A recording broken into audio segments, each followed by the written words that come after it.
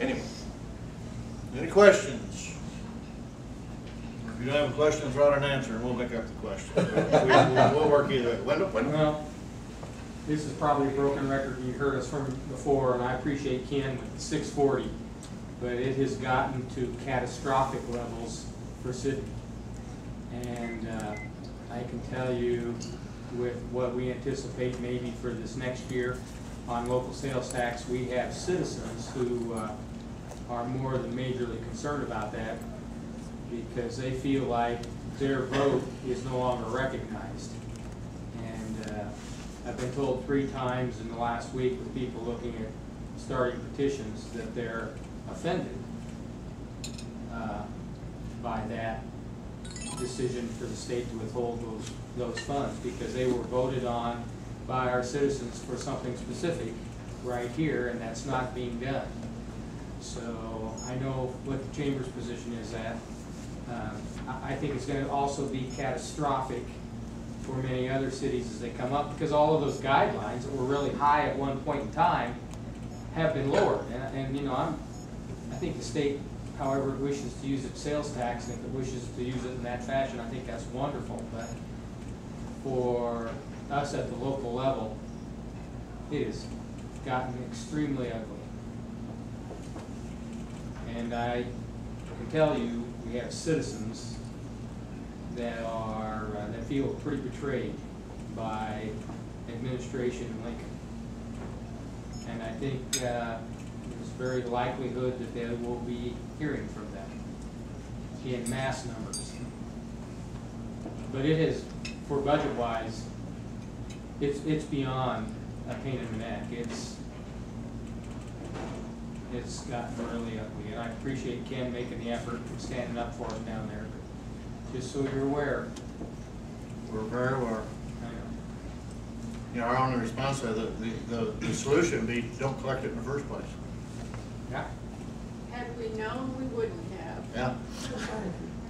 Well, you have to. But That's the betrayal. The problem is that the businesses, all of our incentives are performance-based. We don't put anything out on the table until they've earned it. So they have to create the jobs, they have to make the investment, and pay the taxes. And then when they reach their threshold, they can apply to get some of that back. And a lot of other states do it the other way. A lot of states just lay money on the table to entice businesses to grow. A lot of states just don't collect it to begin with. And but Nebraska's never approached it that way. That would certainly be the less onerous way to do it, and we would be supportive of that. The one thing that I don't want to see happen is communities look at the situation that Sidney's in and decide, hey, it's not worth trying to get economic development because it's just going to bite us in the end, and so that's the reason that I'm trying to help. Is to, obviously, you guys have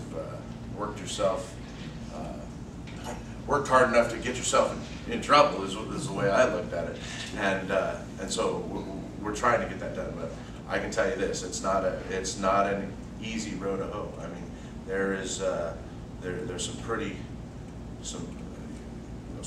stiff resistance to some of what we're doing. But what I can say is that having now talked and discussed things with Senator Cornett, who's the chairperson of the Revenue Committee, and having her agree to allow her staff to basically work with Gary and the community of Sidney to try to find some solutions, I think is it's light years of where we were last year.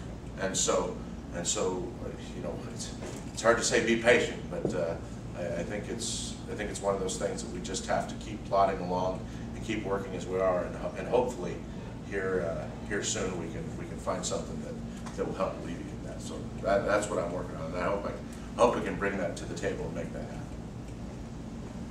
What else? Any others?